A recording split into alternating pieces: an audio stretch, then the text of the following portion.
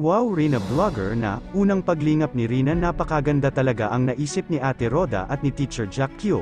Na isama nila Rina sa bawat lakad nila, lalo na sa paglingap, at ito nga po tinuturuan ni Ate Roda kung paano mag-approach sa nililingap na mga tao. At nakakatuwa po sobra ang ating bunso dahil matuwid na po siya magsalita. Naintindihan na po ang bawat salita niya. Ito nga po guys, may mixing video clips po akong inihanda, panoorin po natin. Gusto pagbalik. Ko po dito. Kahit ano lang. Flora. Nakakabot na po.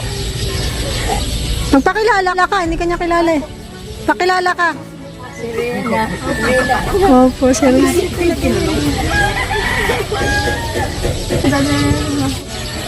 Sige na. Ano gusto ko nun? Ano? Kahit ano na lang. Sabihin mo, magsabi kung anong gusto. Gusto ko dito. Magpakilala ka kasi sabihin mo galing ka sa Kalingap. Papa ko yun. Oh! Tulungan natin sila. Ha? Babalik daw, sabi ni Kuya Bal. Ano ba sabi ni Kuya Bal? Tumulong daw tayo. Sa